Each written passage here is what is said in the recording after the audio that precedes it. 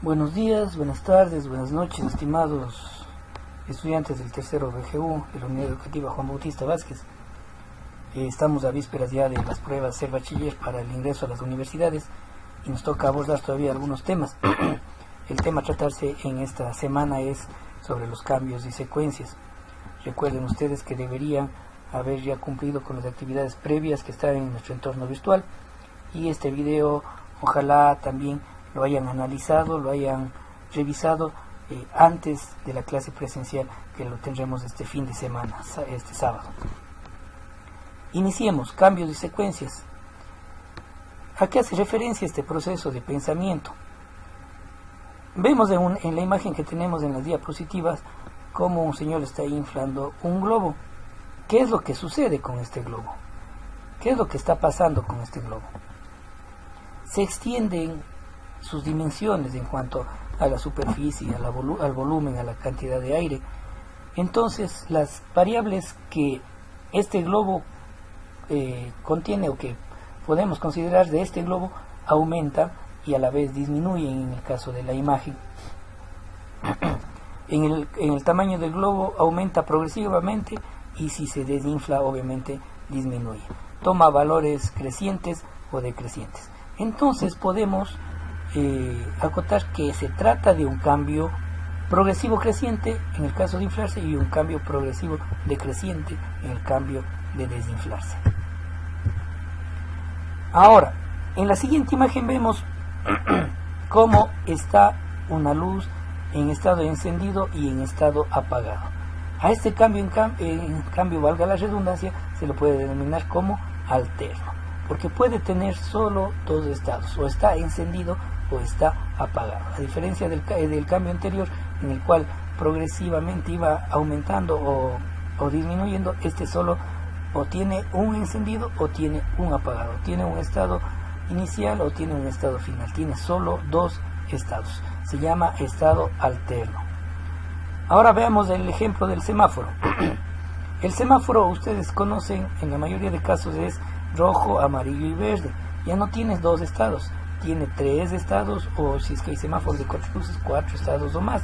En este cambio, en este proceso, en este tipo de cambio, se le denomina cíclico. ¿Por qué? Porque va de rojo a amarillo, verde y vuelve a rojo. En otras palabras, da la vuelta.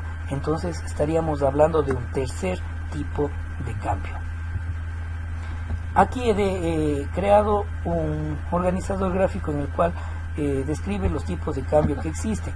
Hay el progresivo, creciente y decreciente, como en el caso del globo, el cambio alterno, como en el caso de la luz, que puede tener un estado prendido o apagado, y un cíclico en el caso del semáforo. Y así ejemplos de la vida cotidiana existen muchos. ¿Qué observamos en estos dibujos? Para adentrarnos en el mundo de las secuencias, que es lo que prácticamente nos van a tomar en los ejercicios de razonamiento abstracto en cuanto a figuras y en cuanto a números. Vemos un rectángulo, un triángulo, un rectángulo, un triángulo. Si nosotros queremos predecir cuál es el siguiente objeto que venga a continuación, será netamente un rectángulo. Entonces, ¿qué tipo de cambio es? Es un cambio alterno, pero ya no solo en una ocasión, sino en repetidas ocasiones, ¿sí? Pasamos del rectángulo a triángulo y volvemos al rectángulo. Tenemos dos estados, dos características, dos variables que cambian, y podemos definir cuál sería la figura que viene a continuación. Ahora, vemos en el siguiente ejemplo, 1, 4, 7, 10, 13. Si observamos, es una secuencia, un cambio, que define la variable del número sumado más 3. 1 más 3, 4 más 3, 7 más 3, 10 más 3, 13. Y el siguiente número, en teoría, sería 16. Sería un cambio progresivo creciente que a la vez, como ya no son uno o dos objetos, son algunos objetos que continúan, podemos hablar de que se trata de una secuencia. ¿Pero qué es una secuencia?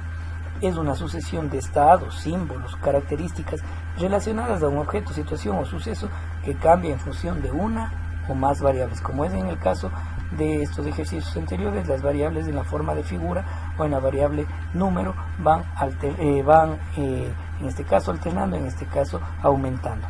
Toda secuencia implica un orden que depende de la variable que define el cambio. Esta variable que permite establecer la secuencia constituye un criterio para establecer el orden de la secuencia. Entonces la variable define el criterio para establecer el orden de la secuencia.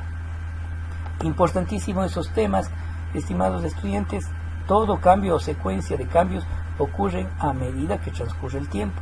Se describen mediante los valores que toman las variables, ¿sí? Se manifiestan como una modificación de las características de una o más variables que caracterizan al objeto, concepto, suceso o proceso. Recordemos, una de las características en el caso del globo era el volumen la cantidad de volumen, cantidad de aire que ingresa en el momento de inflarse, ¿sí? Entonces, estas consideraciones generales. Ya para terminar este pequeño video tutorial, ¿cómo nosotros podemos completar ejercicios basados en secuencias? Nosotros tenemos aquí un ejercicio de ejemplo. Primero, observar el primer cuadro y determinar sus características. El primer cuadro estaremos hablando que tenemos un triángulo en la parte superior izquierda. Observa el segundo cuadro y determina en qué variables la característica ha cambiado. Esas son las únicas variables que nos interesan. Vemos que el cuadro, tenemos en el segundo cuadro el triángulo está ubicado en la parte céntrica, un poquito inferior. Entonces la ubicación del triángulo es la que está cambiando, la variable ubicación del triángulo. Identifica tentativamente los tipos de cambio que se están dando y predice cómo debiera ser el próximo cambio. Si nosotros comparamos entre los dos, vemos que está disminuyendo la ubicación, ¿sí? Entonces la tercera debería ser, si es que hablamos tentativamente, más abajo, tanto diagonalmente como considerando de superior a inferior el movimiento. Si vemos, y coincide. 4. Observa el tercer cuadro y verifica la predicción del paso 3. Si nosotros hablamos tentativamente, vemos que está ubicado como nosotros nos imaginamos, ¿no? Si es que a lo mejor hiciéramos o hubiésemos hecho mal, un ejemplo, si no hubiésemos tenido este cuadro, entonces tendríamos que hacer un correctivo. Y tendríamos que construir el cuarto cuadro.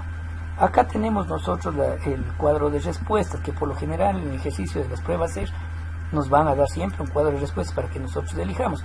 Pero primero tendríamos que nosotros imaginarnos cuál sería la respuesta. Yo dibujara aquí un triángulo siguiendo la ubicación, la variable ubicación, como va bajando, disminuyendo en cuanto a su forma horizontal y vertical. El siguiente triángulo sería en la parte de acá, ¿sí? 6. Observa las alternativas de solución y selecciona la que mejor se adapte. ¿Por qué descarto la A? Porque la variable tamaño no coincide con ninguna de las tres. ¿Por qué descarto la C? Porque la variable de ubicación no me describe la que yo tentativamente ya elegí, ¿sí? Está en la parte superior. Y en la parte D también el tamaño, si bien es cierto la parte de ubicación puede coincidir, pero el tamaño del triángulo no es el mismo. Y yo por eso elegiría la opción B. Viendo la respuesta correcta, vemos que la opción es la B. Entonces este es el proceso que debería todo estudiante en el momento de resolver cambios y ejercicios de secuencias debería considerarlo, pero ya no como una lección teórica, sino que nuestro cerebro debería estar habituado a resolver de esta manera cada uno de los ejercicios que se nos presente. Bien, eso es todo, estimados estudiantes. En clase reforzaremos esto, revisando estas diapositivas y desde luego revisando ejercicios basados en secuencias. Muchas gracias, muy gentil su atención. Saludos.